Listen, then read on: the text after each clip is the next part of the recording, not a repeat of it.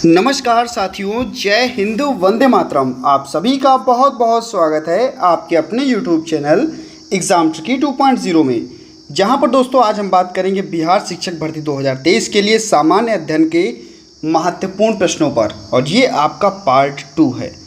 बिना समय गवाए हुए आपका पहला प्रश्न आपके सामने है। कह रहा है कि किस मुगल शासक ने सर्वप्रथम बिहार को अपने साम्राज्य में मिलाया था। यानी कि उस मुग़ल बादशाह का नाम बताना है या मुग़ल शासक का नाम बताना है जिसने बिहार को अपने साम्राज्य में मिलाया था, बिहार को सबसे पहले जीता था, ऐसे भी हम लोग कह सकते हैं।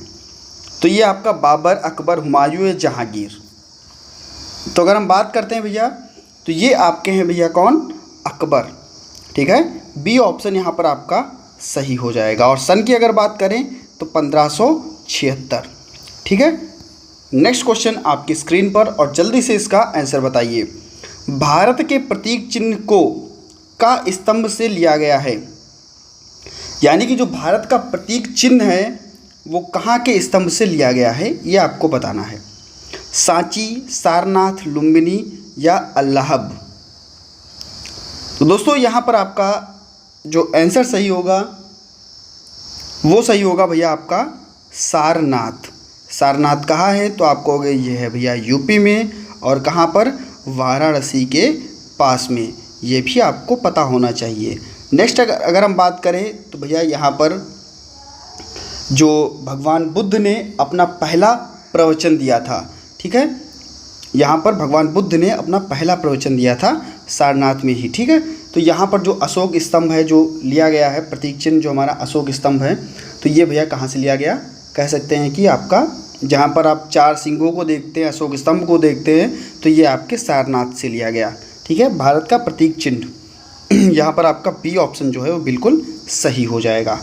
नेक्स्ट क्वेश्चन आपकी स्क्रीन पर है, और नेक्स्ट क्वेश्चन क्या कहता है, भारत का आर्थिक सर्वेक्षण प्रतिवर्ष किसके द्वारा प्रकाशित किया जाता है। भारत का आर्थिक सर्वेक्षण यानी कि इकोनॉमिक सर्वे ऑफ इंडिया। क्या भैया, इकोनॉमिक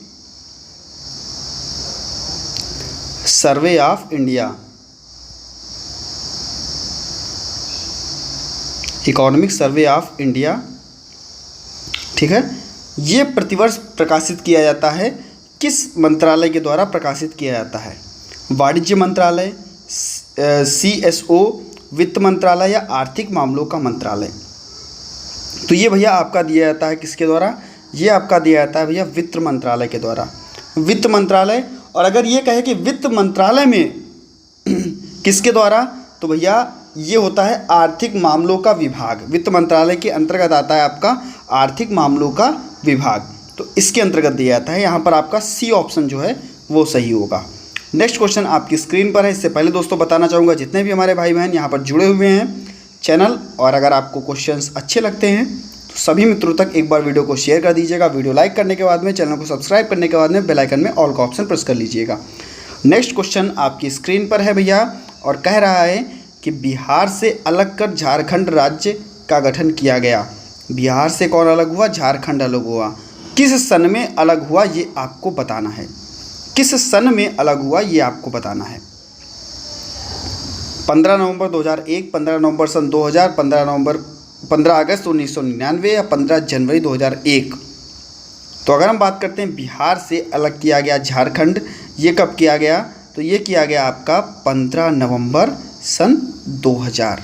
बी ऑप्शन यहाँ पर आपका सही हो जाएगा। नेक्स्ट क्वेश्चन आपकी स्क्रीन पर है, और कह रहा है कि राष्ट्रीय विकास परिषद कब गठित की गई थी। राष्ट्रीय विकास परिषद, नेशनल डेवलपमेंट काउंसिल, ये आपकी कब गठित की गई थी, जल्दी से बताइए।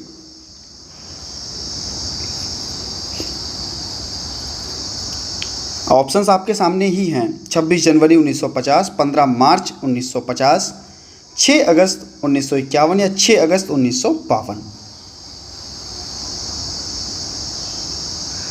ये भैया राष्ट्रीय विकास परिषद का जो गठन था वो किया गया था 6 अगस्त 1952 को। ठीक है, और इसमें कहा गया था कि जो हमारे राज्य हैं और जो हमारा केंद्र है, इनके बीच में का जो संबंध हो वो अच्छा हो, ठीक है, इसलिए ये आपका गठन किया गया था। और आप सभी को पता है कि अगर हम बात कर लें 15 मार्च 1950 की, तो 15 मार्च 1950 को भैया आपका क्या योजना आयोग गठन किया गया था। कौन सा आयोग? योजना आयोग, ठीक है, योजना आयोग। और भैया जो ये योजना आयोग था इसका 2015 में नाम बदला गया, 2015 में इसका नाम बदला गया और इसका नाम रखा गया क्या भैया? नीति आयोग। क्या रखा गया? नीति आयोग, ठीक है। तो यहाँ पर आपका डी ऑप्शन सही होगा और हमने योजना आयोग के बारे में भी जान लिया। और नेक्स्ट क्वेश्चन की तरफ हम बढ़ते हैं और कह रहा है नेक्स्ट क्वेश्चन, बिहार के किस जिले में गंगा नदी सबसे लंबी है? बिहार से भी गंगा नदी होकर के निकलती है, तो किस जिले में बिहार में सबसे ज़्यादा गंगा नदी का प्रवाह है, सबसे लंबी कहाँ पर है? तो वो भैया आपकी कहाँ है? भागलपुर में, कटिहार में, पटना में या बेगूसराय में? तो ये है भैया आपका कहाँ पर?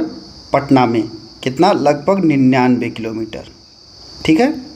अगर हम बात कर लें भागलपुर की, तो भागलपुर में गंगा नदी का प्रवाह 50 किलोमीटर है। और अगर हम कटिहार की बात कर लें तो यहाँ पर आपका 25 किलोमीटर है। तो यहाँ पर आपका सी ऑप्शन जो है बिल्कुल सही हो जाएगा। नेक्स्ट क्वेश्चन आपकी स्क्रीन पर है और बहुत ही अच्छा आपका क्वेश्चन है। कह रहा है कि 2011 की जनगणना के अनुसार बिहार के किस जिले में सर्वोच्च लिंगानुपात दर्ज किया गया? बिहार के किस जिले में सर्वोच्च लिंगानुपात दर्ज किया गया? यानी कि लड़कियों की संख्या जो है वहाँ पर ज़्यादा होगी, ठीक है, अन्य राज्यों की अपेक्षा। और जब भी निकाला जाता है तो कहा जाता है कि भैया 1000 बच्चों पर जितनी भी लड़कियां होती है, यानी कि 1000 बॉयज़ पर जितनी भी लड़कियां होती, मान लीजिए 921 बोल दिया, 1021 बोल दिया, तो इस प्रकार से। तो भैया कौन सा ऐसा बिहार का ज़िला है जहां पर सर्वोच्च लिंगानुपात है, सबसे ज़्यादा लिंगानुपात है? तो ये भैया आपका गोपालगंज है, जहाँ पर लड़कों की संख्या 1000 और लड़कियों की संख्या लिंगानुपात जो है 1021 है, ठीक है, 1021 है, यहाँ पर सबसे ज़्यादा है। और अगर यहीं पे पूछ ले कि सबसे कम लिंगानुपात किस ज़िले का है, बिहार में सबसे कम लिंगानुपात किस ज़िले का है, अगर ये आपसे क्वेश्चन पूछ ले, क्योंकि ज़्यादा पूछा है तो कम भी पूछ सकता है। तो ये भैया आपका कहाँ का है? कहाँ का है? मुंगेर का। कहाँ का है? मुंगेर का। और कितना है सबसे कम? 876, यानी कि 876 आपकी हो गई गर्ल्स। तो बॉयज़ कितने बॉयज़ पर? 1000 मनुष्यों पर, यानी कि आदमियों पर। नेक्स्ट हम बात कर लेते हैं आपका क्वेश्चन नंबर 8 और बहुत ही बेहतरीन प्रश्न है दोस्तों। संविधान में कौन सी चीज़ कहाँ से ली गई, ये बहुत ही इंपॉर्टेंट है। बात करते हैं भैया, भारत में एकल नागरिकता की अवधारणा कहाँ से अपनाई गई? कहा गया भैया भारत में जो नागरिक है वो केवल नागरिकता एक ही मिलेगी, ठीक है। हम राज्य के क्या हैं? निवासी हैं। हम राज्य के निवासी हैं और भारत के क्या हैं? भारत के नागरिक हैं। हम भारत के नागरिक हैं और उस राज्य के, जिस राज्य में हम रहते हैं उस राज्य के हम निवासी हैं। लेकिन अगर हम बात कर लें कि जैसे आपका मान लो आपका हो गया यूएसए, ठीक है, यूएसए में क्या होता है कि दोहरी नागरिकता है, ठीक है। कहाँ क्या है? दोहरी नागरिकता है। यूएसए में आपकी दोहरी नागरिकता है। तो यहाँ पर उस देश, जो ये देश है, इसकी एक नागरिकता मिलेगी और एक नागरिकता मिलेगी इस देश के राज्य की भी। लेकिन अगर हम भारत की बात करें तो भारत में केवल एकल नागरिकता है और जिस राज्य में आप रहते हैं वहाँ के आप केवल और केवल निवासी हैं। तो जल्दी से बताइए कि एकल नागरिकता की अवधारणा कहाँ से अपनाई गई? एकल नागरिकता की जो सिंगल सिटीजनशिप की जो अवधारणा थी वो आपकी अपनाई गई भैया ब्रिटेन से, ठीक है। बी ऑप्शन आपका बिल्कुल सही हो जाएगा। नेक्स्ट क्वेश्चन नंबर 9 यहाँ पर दिया गया है कि राष्ट्रपति 5 वर्ष तक अपने पद पर रहता है। कब से कब तक, यानी कि 5 वर्ष तक, कब से उसके वो 5 वर्ष शुरू होते हैं, कब से तारीख शुरू होती है? अगर हम बात करें कि भैया राष्ट्रपति कौन है, तो भैया भारत का प्रथम नागरिक है। इसको हम कहते हैं कि हमारी जो तीनों सेनाएं हैं, तीनों सेनाओं का क्या है भैया? सर्वोच्च कह सकते हैं कि सबसे बड़ा, इसको कहते हैं हम लोग बॉस, ठीक है। सबसे बड़ा क्या कह सकते हैं कि हमारे भारत का प्रथम नागरिक, ठीक है। तो ये कौन है, हमारे राष्ट्रपति साहब, ठीक है। तो अगर हम बात करें कि कब से इनका कार्यकाल शुरू होता है, तो भैया कब से शुरू होता है जल्दी से बताइए। अपने पद ग्रहण करने की तिथि से, यानी कि जब से उसने पद ग्रहण किया, जब से राष्ट्रपति ने पद को ग्रहण किया तब से। ऐसा नहीं है कि तिथि संसद द्वारा निर्धारित कर दी गई या निर्वाचन आयोग के द्वारा दे दी गई, उससे नहीं। जब से उन्होंने शपथ ली और जब से उस पद को लिया तब से उनका जो है कार्यकाल माना जाएगा 5 वर्षों तक, ठीक है।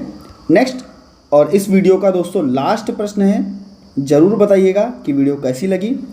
बिना समय गंवाए हुए आपको बैक टू बैक 10 क्वेश्चंस दिए गए। भारत का राष्ट्रपति किसकी उपस्थिति में शपथ ग्रहण करता है? देखिए,